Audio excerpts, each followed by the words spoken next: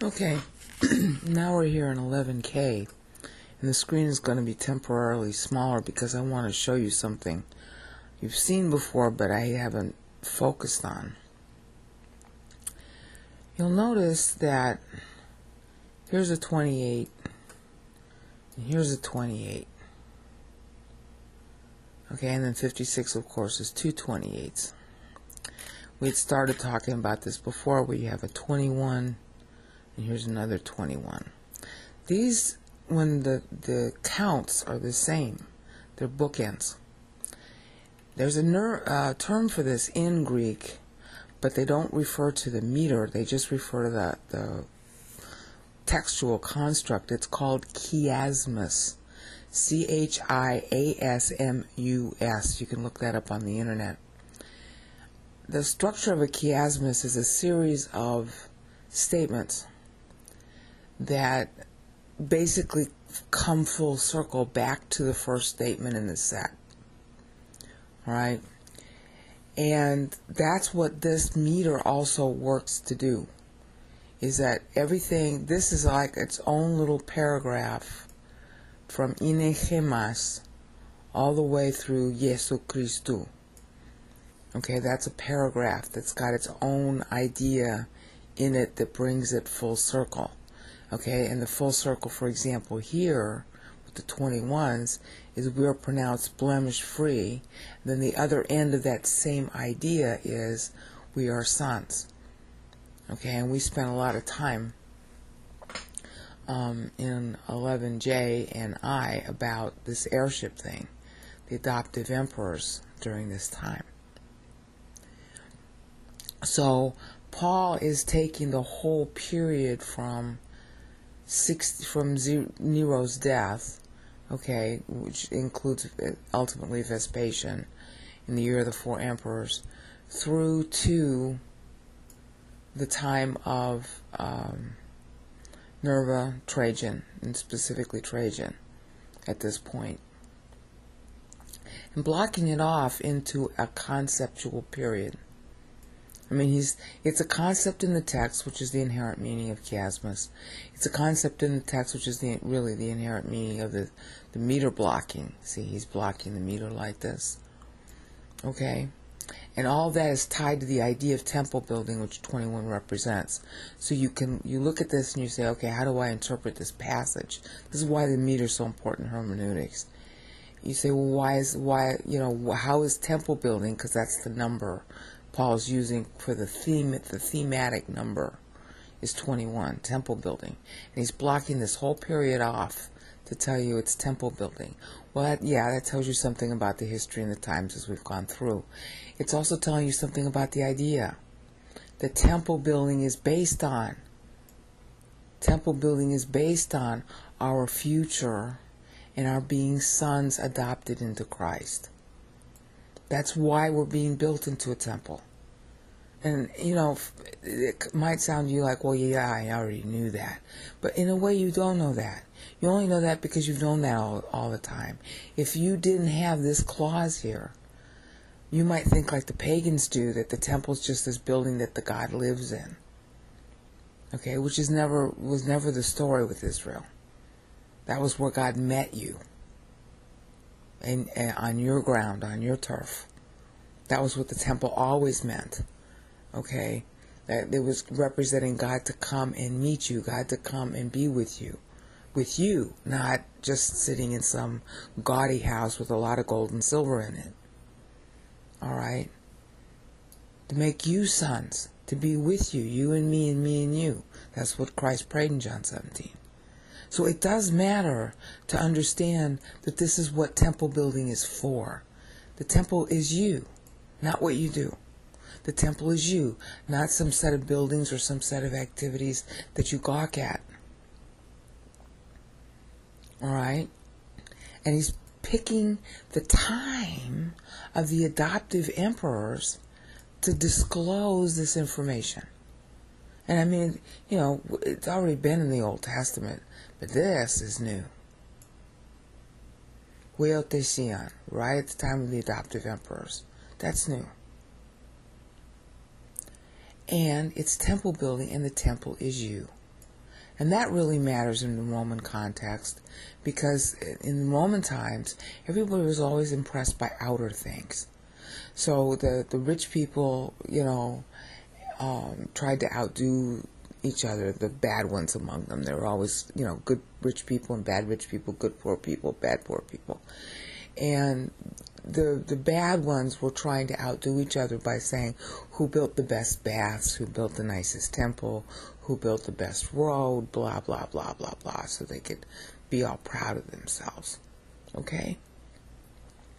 And so the whole idea of actually honoring or caring about the God was completely not in view. They didn't care about the God.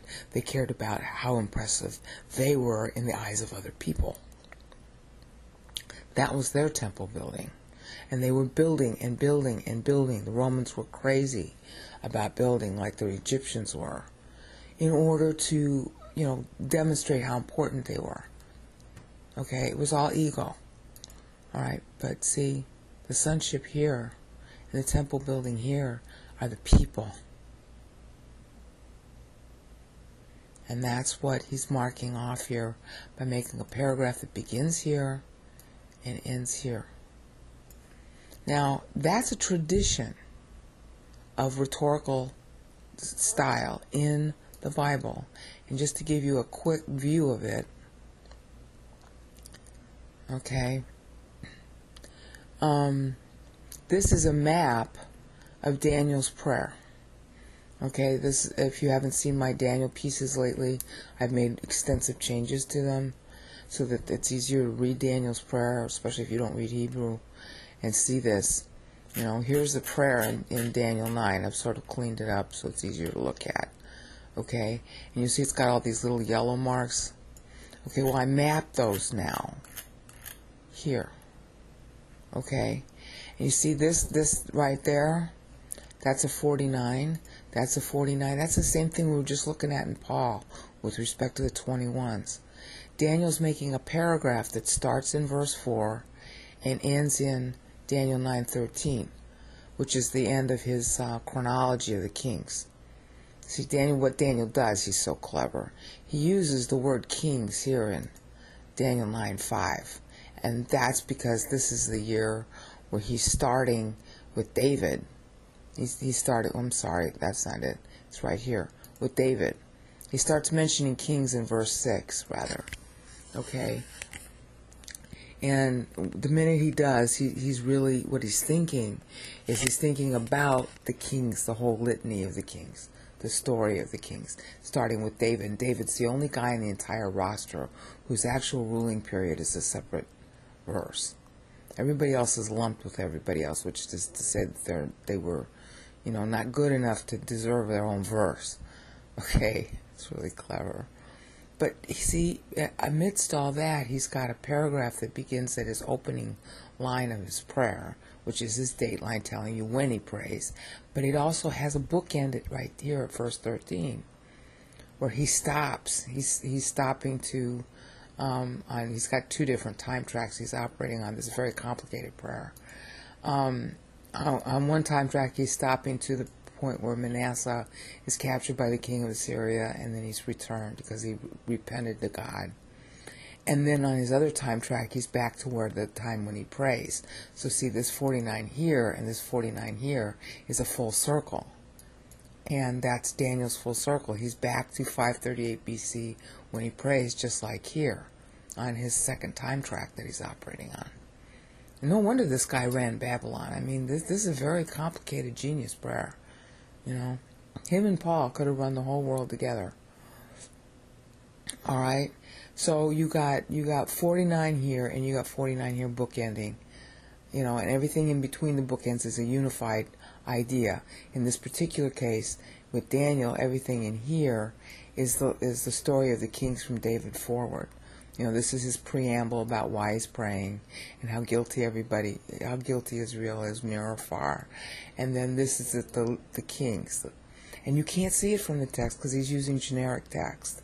He's metering his text to the specific kings to whom the text applies. All right, and then he stops with Manasseh in 649 BC on this time track. On this time track, he's stopping back at 538 BC, which is too complicated to explain in this video. I'll have to reserve it for another time. But the point I'm trying to make is you see the 49 there and you see the 49 there. That's a bookend. That's a type of chiasmus, except it's Hebrew. All right? Then you got another paragraph here that's beginning with Solomon, and it doesn't end until verse 18. And this is the indictment, the juridical basis for the indictment.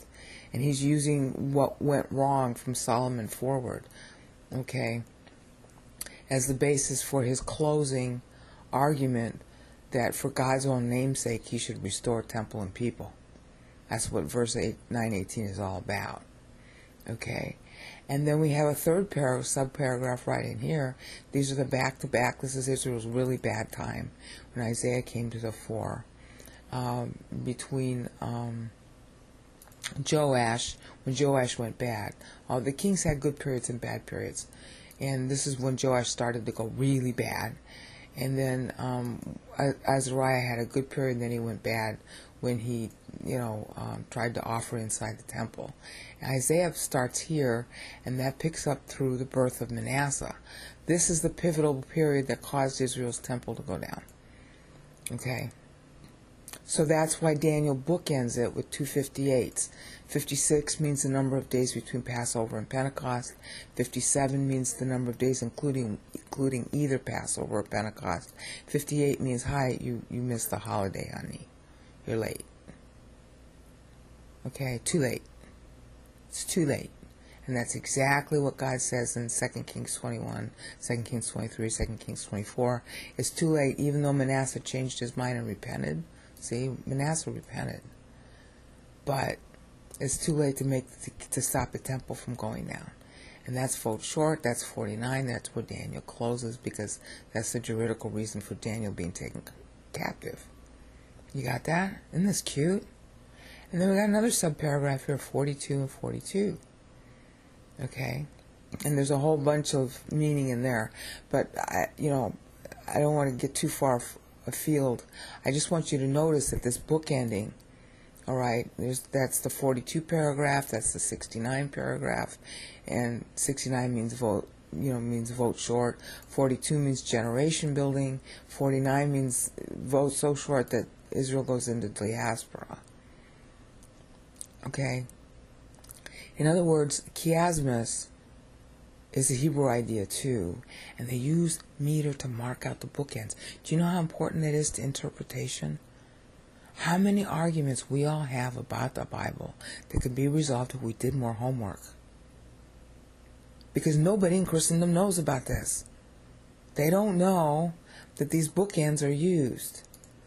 Okay, and so when they're looking at the Bible, first of all, they're looking at it in translation, so they're getting it wrong. And they're not paying attention to the meter because they don't know it exists. So you don't know that, Daniel's prayer here, if you pay enough attention to the text, you get it from the text too. But the significance of this text, nobody knows that he's doing a litany of kings. Maybe the Jews know. They should know because they can read the meter. But Daniel's finished the litany of kings here. That's why the paragraph closes. But the words are generic. So there's all kinds of misinterpretation of Daniel 9. Because you don't know why he's doing what he's doing. Yeah, well, the meter tells you. All right? Anyway, end of commercial message. Back to Ephesians.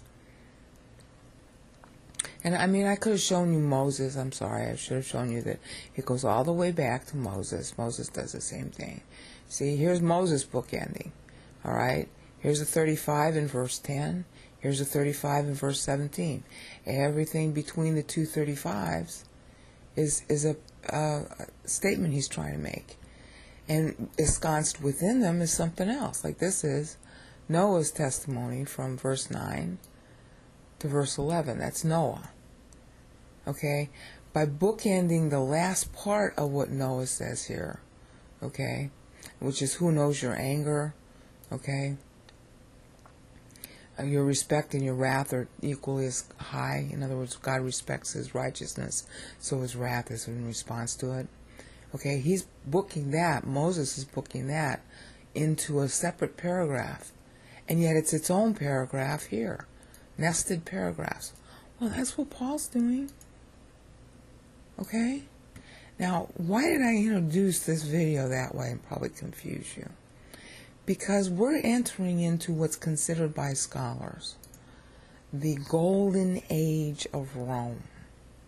This period right in here that starts, this is the Bar Kokhba Rebellion, which you've heard me say 1,000 times.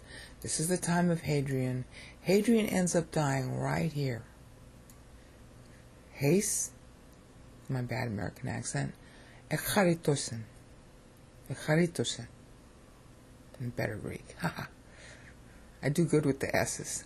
Okay? Okay? Heis Echaritosen. This is considered the grace period in Roman history. Antoninus Pius comes to power at this point, at the end of Charitusen. This is when Hadrian dies. Hadrian had adopted what history calls Antoninus Pius. His name was Arius Antoninus. Hadrian adopted him here. Hadrian dies 5 years later here. Hadrian was he was sort of a gadfly. Really interesting guy. I would have liked to have known him. He too was a Spaniard. He was a cousin of Trajan. Trajan had died right in here, Tutele. This is where Trajan dies. Hadrian picks up the mantle at this point, and Hadrian compelled. His best friend, I guess, from what I can tell, was a guy named Arius Antoninus, and he wanted him to pick up the mantle in case he died, and so he adopted him. Now, Hadrian himself was adopted just right here at the end. Right in here, that was when Hadrian was adopted by Trajan. Literally 2 days before Trajan died. Can you imagine? Okay? And Hadrian's one of these guys, he's just got his fingers into everything. He's got to be constantly on the move.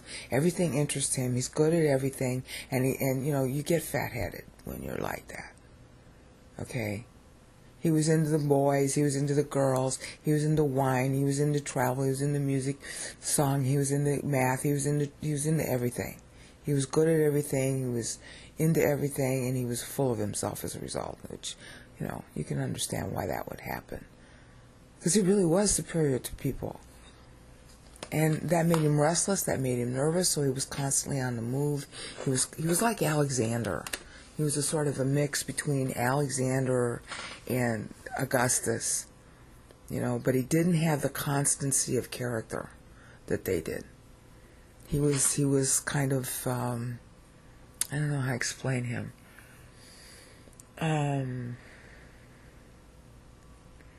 He was a little too interested in what people thought of him. So he was a little bit inconstant. He was always spying on his friends and stuff like that. He had too much brains and too little what do you want to call it? He had too much brains and too little respect for discipline. Although he had a lot of respect for discipline, he still didn't have enough. And so he was sort of a gadfly, so he was always running around. All right, well, his running around days came to an end right here. Antoninus Pius was just the opposite. He was very much a plotter. Plodder. Okay? So, the key word, we've been talking about keywords. This was tele, was the key word here for Trajan. And then our boy, Hadrian, with his running around all the time. And Rome being, our key word here is epainon, for Rome was getting praised and, in her glory period here. Okay, starting with, like I said, Nerva and Trajan and Hadrian. Okay, so epainon was our keyword here, but echaritosen was really true, especially for the Antonines, starting with Antoninus Pius, Hadrian's friend. Hadrian had adopted him here. And then one of the conditions of adoption was that Pius would have to adopt 2 other kids, one of whom would not survive. The other one was Marcus Aurelius. Pius and Marcus Aurelius were known as the philosopher kings. Okay? They really, they have 2 sides to them. I'm going to explain that. But on the surface, anyway, they were really big on grace. That was what characterized them. That's why people praised them. See, epainon, praise. They were praised as being the golden kings. All right, this was the historians even wish that they could go back to this time. It's called the period of the Antonines. Okay, grace was their big watchword. See how Paul's tracking to that? And of course, it's the real. We're being graced out by these guys. See, because if you have peace and if you have grace and if you have forgiveness and all this stuff, then people feel like they can be free, they can breathe. They don't have to watch their back all the time. All right? Now, there's a dark side to it I'm going to cover, but this is the bright side of it. All right? So God graced us out.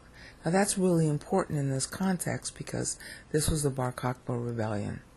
This was a lot of Jews and a lot of Christians thinking God had abandoned them. This was Jerusalem being razed to the ground, even with the ruins of the temple were complete. You know, a new big temple was put up on top, and the Jews were not even allowed into the city except on Tish B'Av. All right. So here you go, grace, breathing space. And that really mattered with Pius because Hadrian, for all of his intelligence and stuff, like I said, and this is true for people who are really, really smart. Because you're really, really smart, you know how really, really dumb everybody else is. And because of that, you always feel like you don't measure up. There's a great deal of insecurity that goes with intelligence. Huge amounts. Because you see how bad things are and you see how little you can do. It's very frustrating. And then you never measure up to your own standard either. Because with high intelligence goes high standards. Hadrian was very high strung. Okay? And because of that, especially toward the end of his life, he started suspecting plots and ordered people to be killed and all this other stuff. He went kind of wacko. Okay? And it was really a blessing and grace that he died. Nobody killed him. He just died. He went kind of crazy and then he died. The guy was just off and running and, he was too high energy. He was too high strung and eventually it got to him. And if it weren't for Pius being the stabilizer, Rome could have cracked up during this time. Because Hadrian was hardly ever in Rome. He was always running around somewhere. Because he was always unhappy. He was always insecure. Because he was so smart. And Pius was behind, stayed behind, especially after this point. Pius was behind the quiet man doing the quiet work. And he was very smart too. But he had that rock-solid commitment to discipline and stolidness and plodding, to double D, not double T, that stabilized Hadrian and helped stabilize the empire. So, charitosen, that's really what grace is. It's the hardest thing to live with, too, especially if you're smart. To have grace, to allow that something doesn't work the way you want it to work, and let it be that way, and not try to, rail at it or fix it, and just let the pimple stay. That's hard. And and that's why we know what grace is toward us. God lets us live. He doesn't just send a bolt of lightning down when we do our stupid sins. And which is a worse sin, really, seriously? An immoral sin or a moral sin? When you beat yourself on the chest saying how good you are. Which is more sickening? It seems to me fornication is a lesser sin than that. As bad as fornication is, and why anybody would want to do that, I don't even know. But religious sinning is worse. That's fornicating with yourself. How good you are. All right? So grace, letting a person Relax. Relax, Rome. Ananias Pius is here. The high-strung Hadrian is off gallivanting, but Pius is here. And that's what this period meant.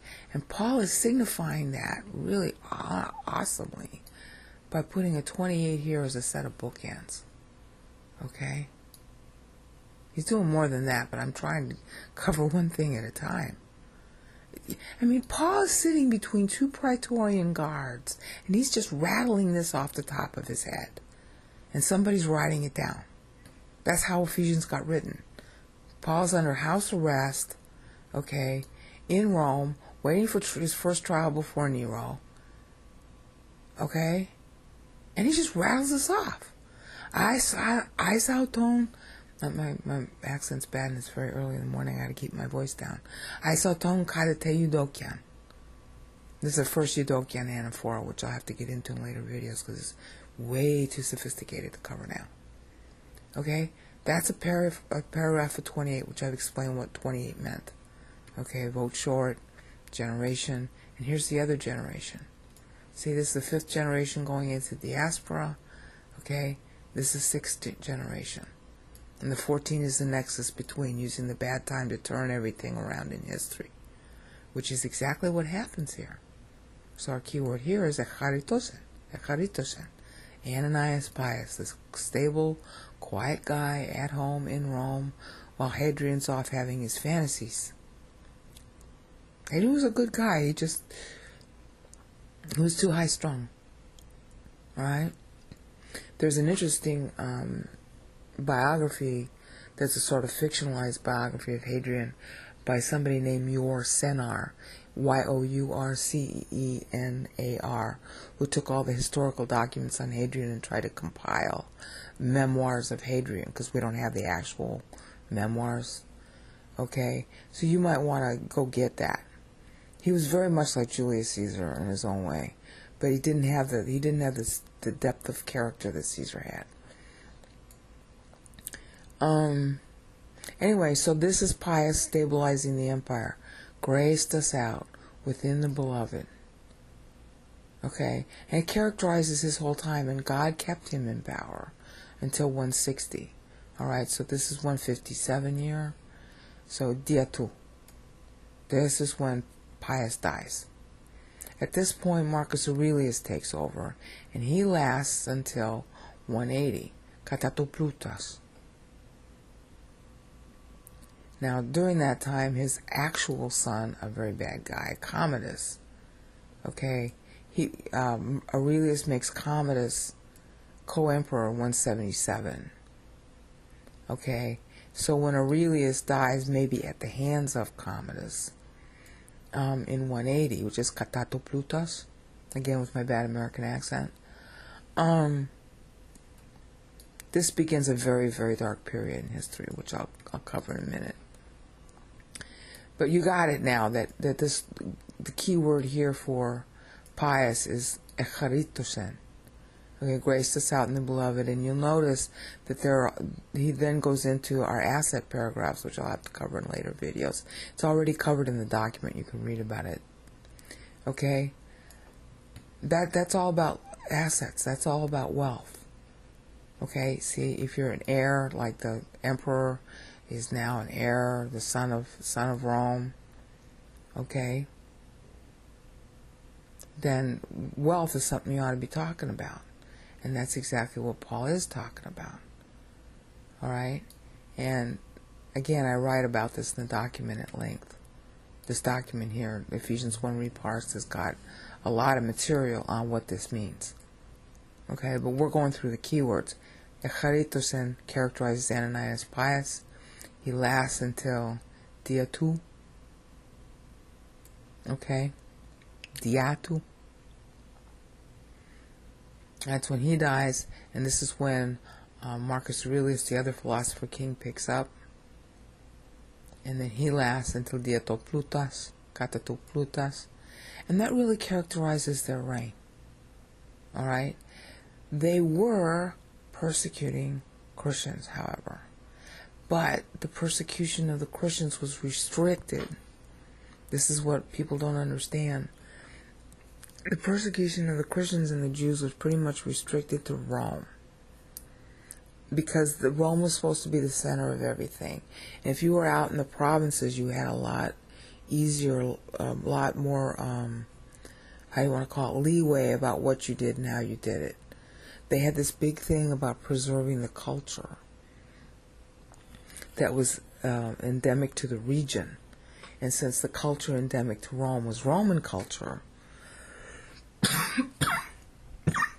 if you made a big stink about being Jewish or ISIS, even, because it was other religions too, if you made a big stink about ISIS or the God of the Hebrews, or the same God as our God, and being God, Christ, they really looked down on that because you were in Rome. When in Rome, do as the Romans do. When in Egypt, do as the Egyptians do. When in Judea, do as the Judeans do. So all the persecution, and it was a lot, under these philosopher kings, Pius and Aurelius, was really meant to preserve the Roman culture. So if you were outside Rome, well, the Bible teaches you once anyway, so why would you want to be in Rome? If you were outside Rome, then this whole grace, charitos, charitos, that was the characterization of their rule. You had a good life. This was a decent, really decent, nice time in Roman history. So you had apolutrosin. You were redeemed from the crush of having to live in Rome. It wasn't nice to live there. Everybody was snotty. Everybody was picking on everybody else. Yeah, you had bread and circus, whoopee. Okay. Yeah, that's all you could say what was good about it. It was dirty, it was smelly, the air was bad. It was set in marshland. They're constantly having to drain it. The Tiber stank. Everybody, couldn't wait until the end of the day, which ended about 3 or 4 o'clock, so they could go to the baths and get away from the smell. And everybody lived in the baths for like 2 or 3 hours after that. Then they went home to dinner and hopefully up on top of a hill to get away from the stagnant air. And you had animals and dog doo-doo and horse doo-doo in the streets. It was a smelly, horrible place. The people lived without bathrooms. Your apartment didn't have a bathroom in it. You didn't have a shower. You went to the baths to take your shower. And the whole world went there. Because the baths were like, 2 cents or 5 cents and sometimes free. And that's where you took your bath. That's why they called them baths. And you could get yourself rubbed down, or you could have dinner, a little snack, really. It's like going to Bally Fitness Club today. Going to a fitness club. That was really what the baths were. And you lollygagged around there for 2-3 hours. After 4 o'clock, 5 o'clock, 3 o'clock. Alright? So, to get out of Rome was a nice thing. That's apolutrosin. That's redeemed. Okay? And forgiveness, debt cancellation, whatever you did wrong, or if you were a Christian, you were forgiven, okay, if you got out of Rome. Go practice your faith someplace where you're not in our face. That was always the Roman policy. That's the only reason why Christians were persecuted, is they made us think about themselves. Okay? You don't go up to an atheist and say, I'm a Christian and you're not a good person because you're not a Christian. Why wouldn't the atheist get mad at that? We're not supposed to be obnoxious. We're supposed to be ready with an answer if anybody comes to us. That's not the same as going up to Trajan and saying, hi, I'm a Christian, you have to kill me. And then Trajan is compelled, because he's the emperor, to say, okay, Ignatius, go jump on the nearest boat without even an escort. Ignatius jumps on the boat and takes 6 months to get to Rome so he can tear himself up before the lions. That's obnoxious behavior. That doesn't speak well of Christ. Okay, Well, you can have forgiveness if you'll just go practice your faith outside Rome. Fine. That's where the Bible teaching was anyway. So this is the characteristic for this whole paragraph. And of course, Paul makes it a paragraph. It's a paragraph here showing the turnaround. See, 14 means turn around. Nexus, you've heard me say that. And then, ten apolutrosin. Alright? Redemption. You're redeemed by getting out of Rome. Through his blood, well, the blood of his thinking. 1 Corinthians 2:16. And you have forgiveness from transgressions. Yeah, the transgression was that you were in Rome in the first place. Why go where you're not wanted? If somebody wanted God, he voted with his feet. It was really easy to vote with your feet because of why? Because of the grace of the period of the Antonines. Okay, which actually runs from here to Katatoplutas. That's the whole Antonine period right there. Pax Romana at its best. Run by two stable guys, relatively stable guys, who really hated Christians because they weren't Roman and because they wanted to hold up Roman culture. But you know what? If you went to the provinces, you were allowed to be a Christian. Okay, so you move to the provinces. You don't march on Washington, okay? Demanding your rights to be a loud-mouthed, obnoxious Christian in Washington. You just leave. And that's what a lot of Christians did. And they had freedom, and they had grace in the beloved, and they had debt cancellation because, you know, you're leaving. The debt to the Roman society just got canceled because you got booted out. You see how evocative this language is? And here, instead of just using one keyword, it's the whole paragraph. All the way down to here. That characterizes their entire reign. The two guys, Antoninus Pius and Marcus Aurelius. And like I said, Commodus is made co-emperor here. And that's where we're going to pick up next time. At which point, either he kills his dad, and I'm not 100% sure that was true, but his dad only lives until Katatoplutas after that. And then this is where Commodus picks up. And you wouldn't expect Paul to use tis charitus autou with Commodus.